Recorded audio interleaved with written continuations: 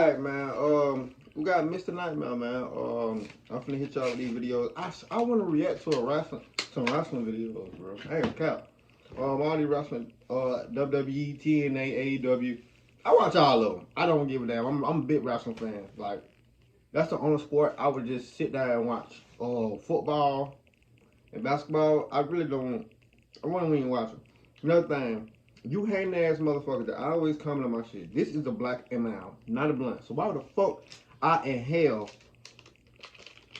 a fucking BLK coca, by the way, for you fucking smart ass fellas? I'm not one. I have to say this for the new people. I'm not your average YouTuber. I am. I get paid and shit for YouTube, of course. Do I get paid thousands of dollars yet? No, but I still get paid for it. So, every time you click my video, I'm going to get paid for it. No matter if you like it or not, I'm still going to get paid for it. So y'all just be commenting shit for nothing. Alright. I seen, man, let's go ahead and get done with the video. Y'all have a good Wednesday. Go ahead. This video shouldn't take long to upload either. Oh, Facebook. Oh, I got my first call for Facebook Market. When I moved out of my parents' house and into my own apartment, I had a lot of junk and stuff that I needed to get rid of.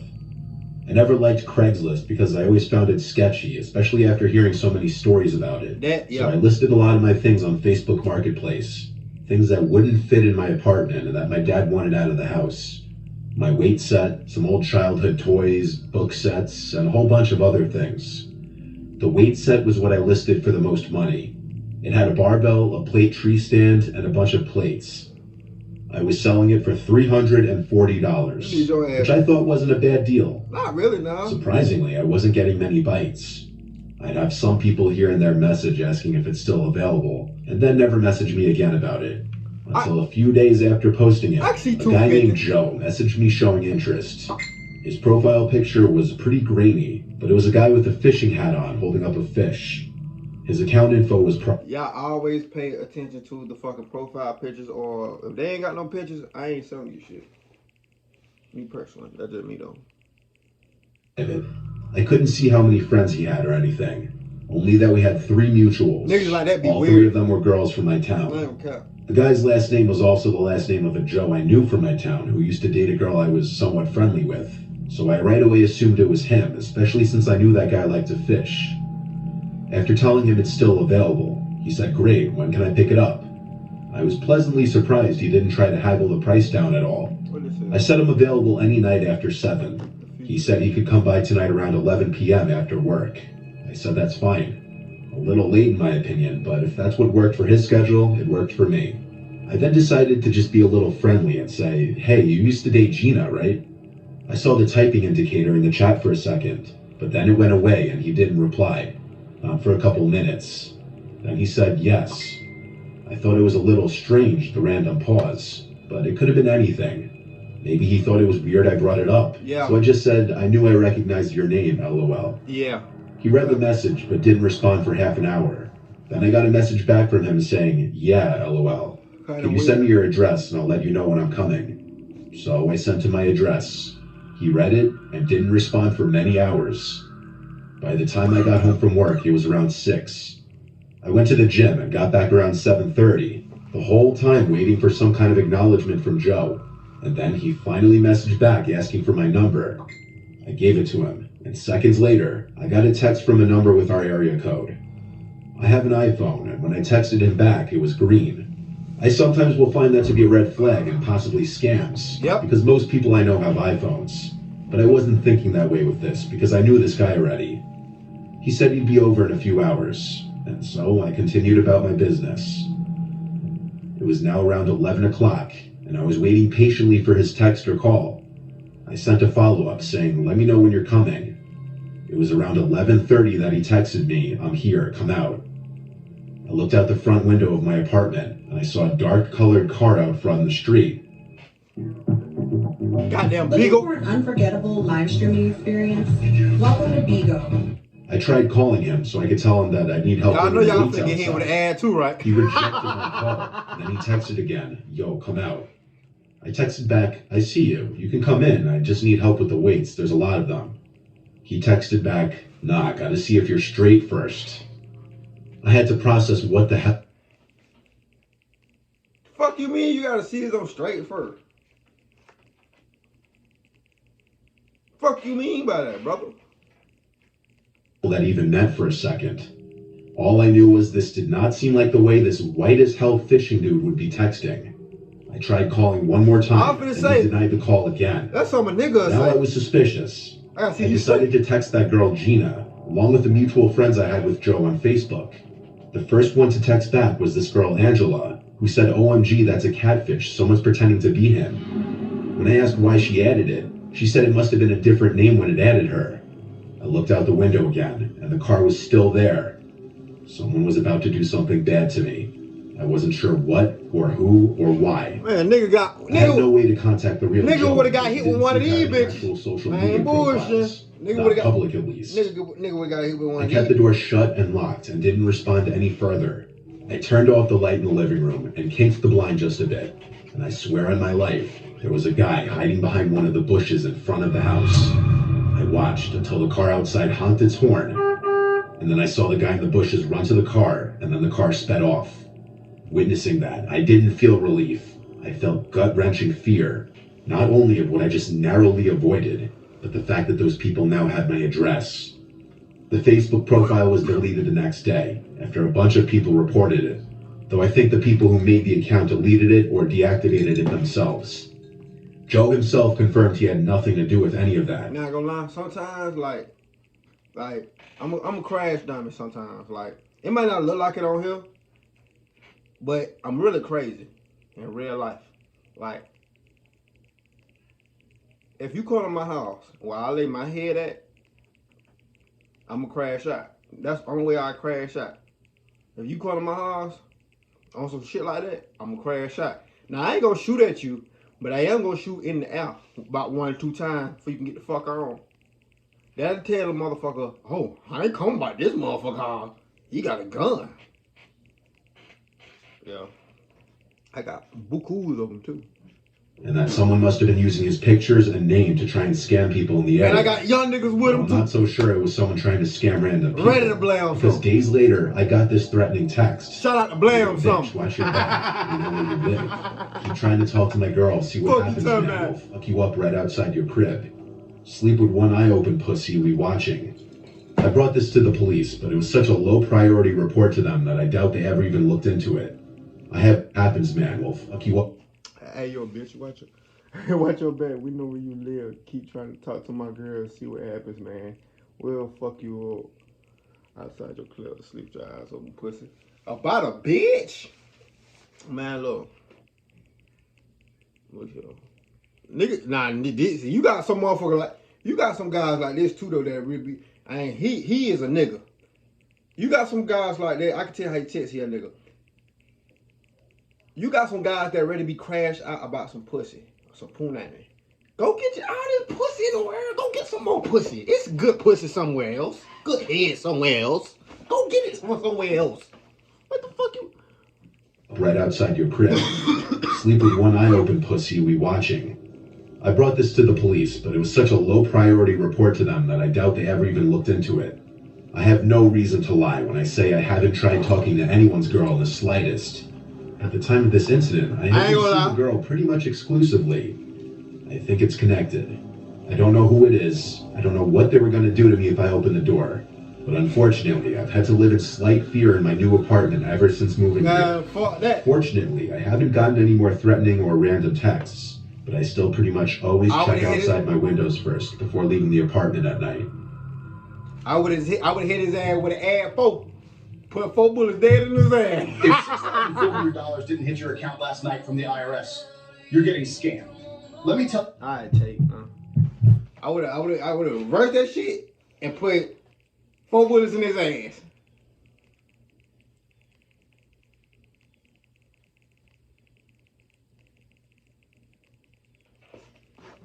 And I would have walked on purpose. Like, I'll walk to the store on purpose, bitch, for you can. I won't even drive. I'll walk on purpose, bitch, for you can stop and try to see me in traffic. And soon as I see that car, I'm whapping. I ain't gonna say if that bitch stop in front of me, I'm whopping that bitch on my mama. Whopping that bitch. You just threatened me, son. It had to be 2018. I was selling this old pinball machine that we had from our childhood. It wasn't some crazy arcade level pinball machine that would cost thousands of dollars, but it was definitely worth a few $100. It had been sitting in my parents' attic for the longest time, so I wanted to sell it before one of my sisters had the same idea. I didn't really want anyone to know about this because then I'd have to split the money. So I chose to list it when my family was away on a trip that I couldn't go on due to work. Smart, man. I'm a bit of a sneak, I know, but you gotta do what you gotta do. Facts. My parents' house is on the really nice side of town, but not... And that brings me back to the other story I had. Was it Mr.? It was Mr. Nightmare, I think. Mr. Nightmare, when they were like, my last Mr. Nightmare video, when he was like, he ain't gonna tell nobody about the apartment. Told you, money is the root of all evil. But in this instance, he right, because I would have did the same shit right here. And why I keep pausing my videos? Because y'all say, another thing too, I'm gonna get that out of the way too. Y'all say I don't react to videos, or, well, y'all say I don't talk during my video. I just watch the whole video and don't, you know what I'm saying? Just watch the video and just upload it, I guess. Don't say nothing on it. So this is why I keep pausing. Like y'all probably wonder why he keep on damn pausing. You don't know I'm gonna pause. This is why I'm pausing. I'm finna make this 17-minute or 30-minute video just for y'all. In a gated community. I'm gonna stop playing. I put the pinball machine up on Facebook Marketplace for $200. The next day, I got a message from some account with no profile picture named Jasmine, expressing interest in the pinball machine. They offered $175. I agreed to that number. We set up a time for when she would come, but when that time came, she never showed up. She messaged me saying, I'll be there soon, I'll be there soon. It was getting late now and I had work the next day. I asked her if she would be here by 11 the latest. She said 11:30. I asked if we could do this tomorrow instead, but she said she's already on her way. So I just stayed up a little later waiting. 11:45 rolls around and she finally tells me that she's here. I went to the front door and saw there was a car up front. What I wasn't expecting was to see all 4 doors of the car opening and 4 people stepping out. The fuck? 1 girl and 3 guys. What the fuck? I messaged her, are you here with people? At this point, she wasn't answering her messages anymore.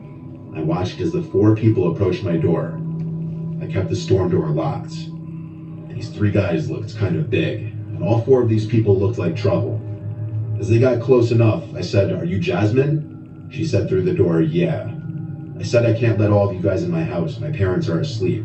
Obviously lying. Jasmine, or so she claimed her name was, tried opening the door yelling, what are you talking about? As she saw it was locked, she started knocking on the glass. I decided it was best to shut the front door at this point. I heard their voices yelling outside for a while and the doorbell ringing. I heard one of the guys, or maybe even multiple of them, yelling obscenities and insults at me through the 2 doors, making me only gladder I didn't let them in. These were not the kinds of people I wanted in my parents' house, especially when I'm alone. Hell no. I realized this whole thing was an awful idea when I heard their voices laughing and yelling on the front stoop for like 10 minutes after I shut the door. I looked out my little brother's bedroom window upstairs, which is directly above the driveway, and I saw one of the guys pissing in the empty driveway. No cars in the driveway was not a good look. The girl yelled something directed at me as they finally started to walk away, but I didn't hear what it was. I just thanked the Lord when they drove away, and I went upstairs to go to sleep. I was having trouble sleeping that night though, thinking of the interaction. The government's robbing you, and you're honestly dumb because you haven't caught on stupid. Come on. You were supposed to receive 6... So... Hey, whoever paying people for that goddamn line, y'all put me on now. Fully awake, a couple of hours after climbing into bed, I heard a crash from downstairs. It was unmistakably the sound of a window being shattered. I sprang up, but right before sprinting to make sure the bedroom door was locked, I stopped myself and instead quietly got out of bed and tiptoed to the door. I had already locked it. I tiptoed back to my bed and had my phone in hand, ready to call 911. For some stupid reason, I was waiting till I heard any other kind of sounds before dialing, and eventually, I heard the sound I needed to hear. Footsteps rapidly coming upstairs. You waited? I dialed 911 as I felt like throwing up. The footsteps outside the room didn't even sound like they were trying to be quiet. Fuck it, bro. I whispered the entire time I was on the line with the dispatcher. Time was moving in reverse. I hid literally under my bed as I listened to people ransacking the house. In reality, they were in and out in less than 5 minutes. Wow. Way before the police actually showed up. Wow. The backyard window was shattered. Buddy, you should Things have were been stolen called. from just about Buddy. each room. Ironically, the pinball machine wasn't taken. What happened from there was I got a police report number. I made an appointment to see a couple detectives at the police station and shared with them all the details I had, including the Facebook account of the Jasmine girl. I fabricated the story a bit, saying someone in the house threatened me. My reasoning for this was I felt that this case would actually be taken seriously if I claimed I was threatened. To my surprise, they did take this seriously. The detectives apparently gathered the necessary data of the Facebook account in question to track this Jasmine girl, who lived a few towns over in a less than desirable area. And with a search warrant, they searched her house and found multiple belongings stolen from my parents' house. Damn. She ratted out the 3 men who accompanied her. Damn. They were all charged with burglary. Damn. I think most of the stuff that was stolen was recovered. I'm sure there were some things that I wasn't aware of that were stolen that were never returned, but to this day, it hasn't come up, so it's fine. I think by me claiming I was verbally threatened may have definitely helped make the detectives take this more seriously. But I could be wrong. My family was of course livid at first, but came to be understanding about it in the end. My family would have been cussing your ass out to this day. I know I would have. Stupid motherfucker, you let them off. I was searching Craigslist and Facebook Marketplace for a new phone. This was a long time ago, so it had to be like an iPhone 7 or something. Hey, boy, I used to have some homies that are finesse with them phones. They act like they giving a nigga a new phone. They turn that bitch on. You been already gave them the money. They gonna haul ass on your ass. Big thought. Phones still had the home buttons back then. I found this listing for a phone. It was some generic looking post. iPhone whatever for sale. New, around $300. It was a really, really good deal for the time, that I remember. He told me all the small details I needed to know, that it was factory unlocked, never opened, and stuff like that. He sent me a video of the box too, still sealed. The guy, whose name was Melvin, seemed nice and easy to talk to over text. Melvin. I got his number and we discussed a pickup point. His location on the Facebook ad was much closer to me, but over text he was telling me he was only there this morning, and now he went about an hour north. What? I wasn't happy about this, but this was a really good deal and I didn't want to pass it up. I started asking a bunch of friends if they'd want to come on an adventure with me. Really just a way of making the chore of accompanying me for an hour drive seem fun. That's smart. My friend Martina actually agreed to come with, on the promise that I buy her food for coming. So this Melvin guy sent me the address of a police precinct about an hour away, saying he only does deals in police precinct parking lots to avoid scams. I obviously had no problem with this. That's in fact, smart. it made me feel a little more confident in this whole thing. How can this go I picked wrong? up Martina on the way around 8:30 at night, and off we went. She being in the car and having someone to talk to made the trip more fun. It was also a Friday night, so afterwards we could go out and do whatever we wanted. When I got off the highway, we were about 10 minutes away, and we found ourselves in a very secluded, quiet area. It seemed like a lot of different wooded areas. Occasional buildings and houses, and then more woods. We got to the police precinct, and there was no one visibly parked in the parking lot, besides empty police cars, of course.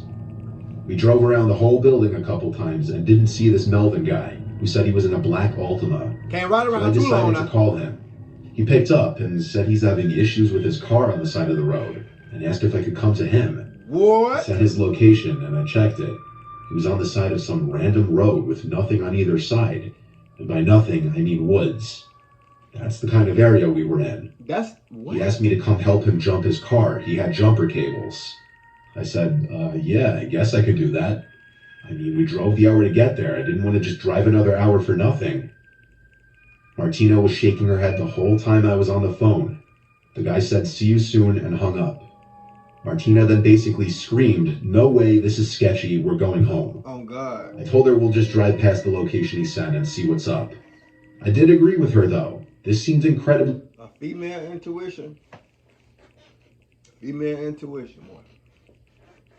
We doubt, but them female intuitions, boy. Female. When a female know, boy, a female know.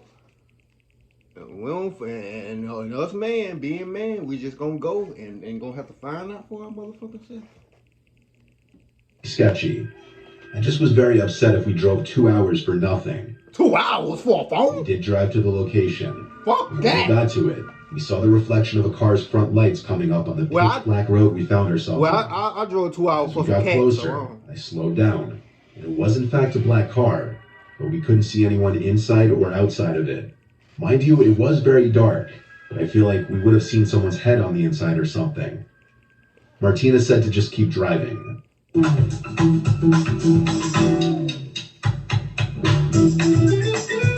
I said I know. It was about the sketchiest thing I'd ever seen.